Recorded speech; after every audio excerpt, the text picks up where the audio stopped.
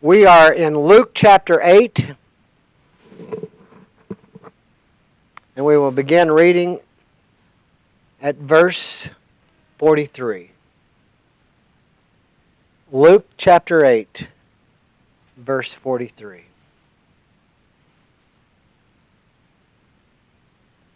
Remember that the author of this book was a physician. And one of the things that I really enjoy about reading the writing of Luke in particular, where he is describing some of the healings that Jesus did, and then later the apostles in the book of Acts, he shares details, and I think it's very important to him as he sees what Jesus is doing.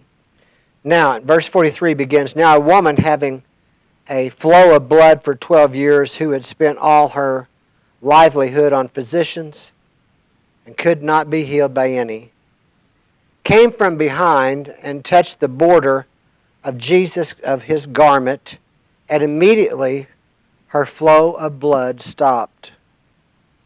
Verse 45, "And Jesus said, 'Who touched me?' When all denied it, Peter and those with him said, 'Master, the multitudes throng and press you, and you say, Who touched me?' But Jesus said, 'Somebody touched me, for I perceived power going out from me.'" Some translations will say virtue.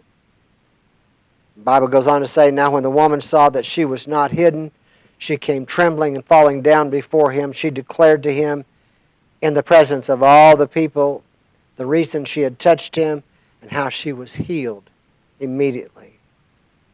In verse 48, Jesus speaks and he says to her, "Daughter, be of good cheer. Your faith has made you whole." Isn't that awesome? Be of good cheer. Your faith has made you whole. We are talking to you this week, last week, and for the next few weeks on the thought of when Jesus appears. And the thing that I shared with you last week was that when he appears to you, and he will, your life will be changed. You will never be the same. Your situation may not seem to change, but you will be. Amen? Your circumstances may not be any different, but you're changed. And you'll never forget that encounter, that moment, that voice, or that touch. Amen? When Jesus appears.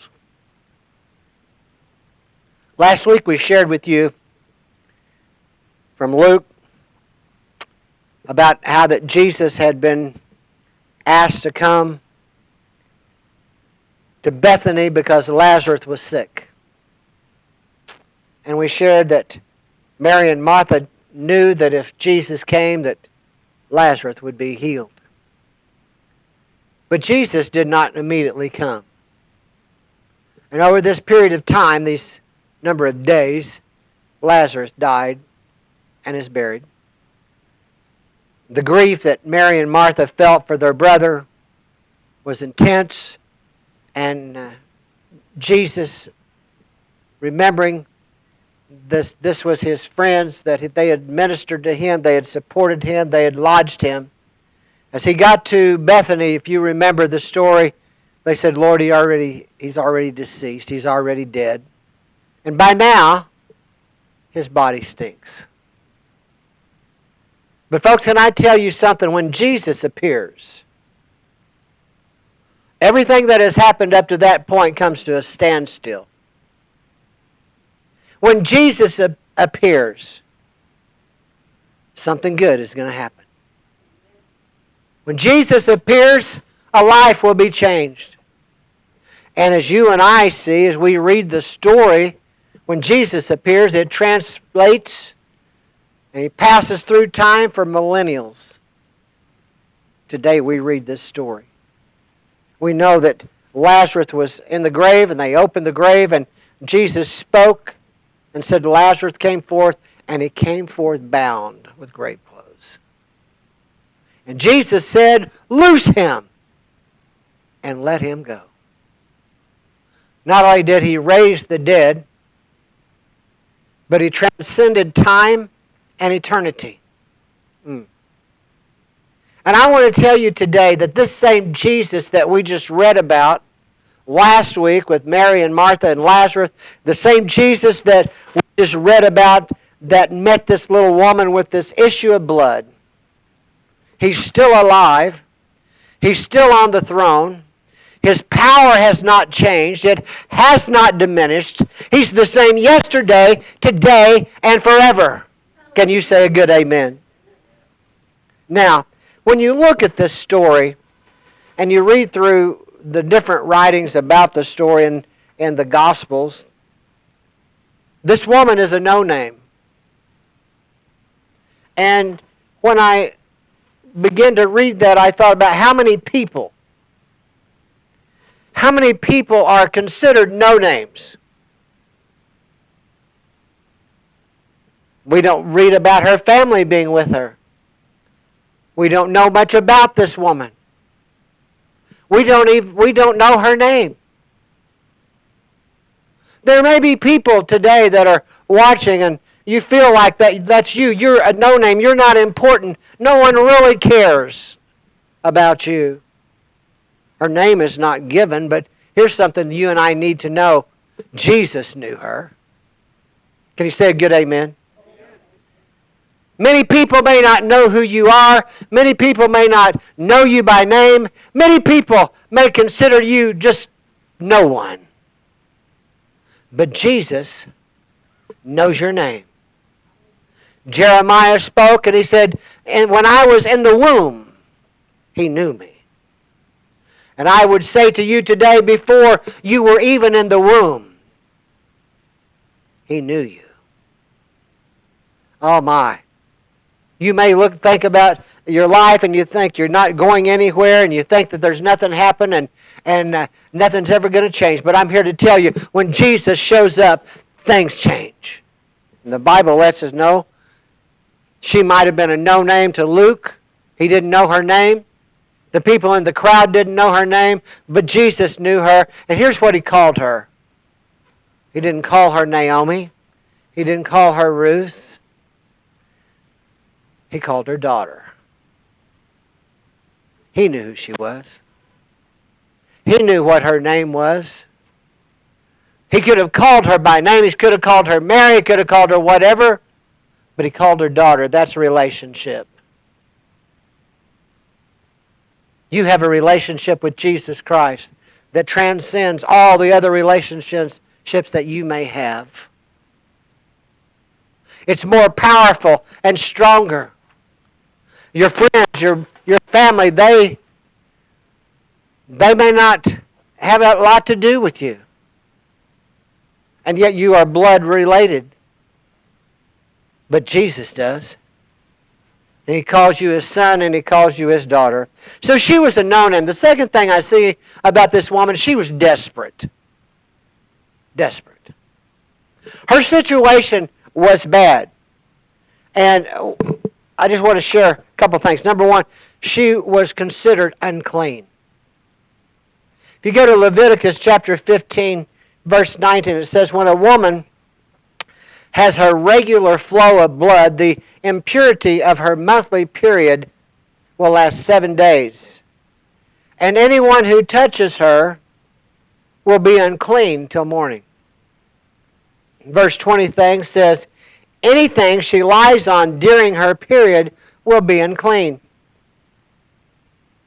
And anything that she sits on will be unclean.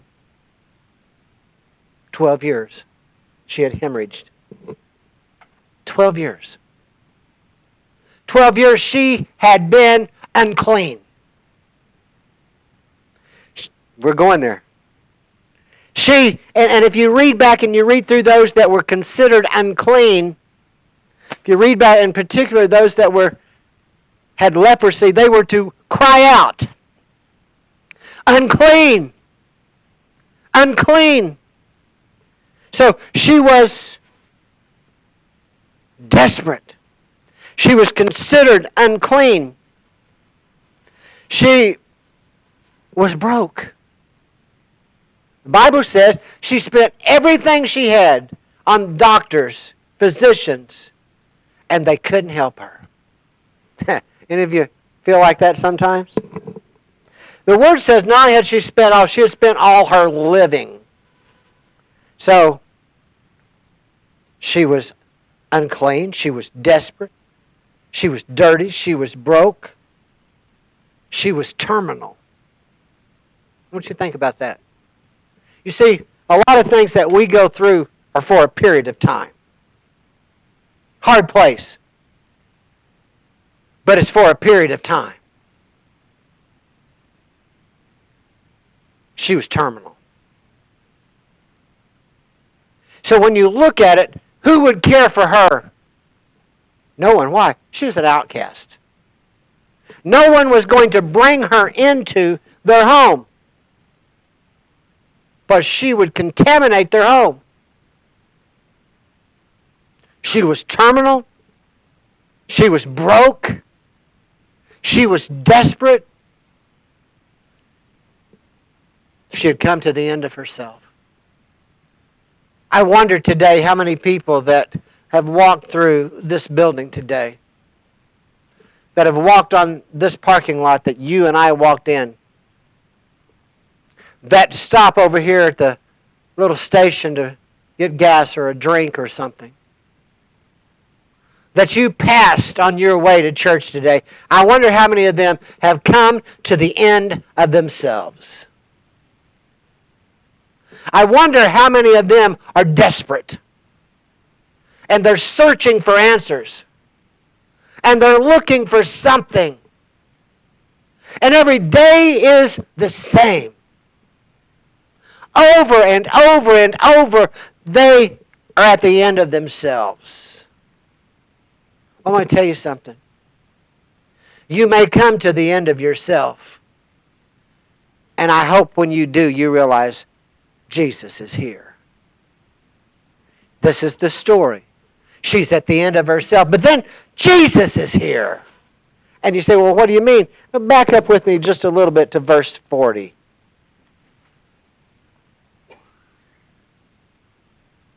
Verse 40, chapter 8. So it was when Jesus returned. Jesus returned. He came where she was. Now, interesting thing, you could read the story of Jairus' daughter and the little girl, 12 years old. And this woman had an issue of blood, 12 years. And you could compare the stories. But Jesus came where they were.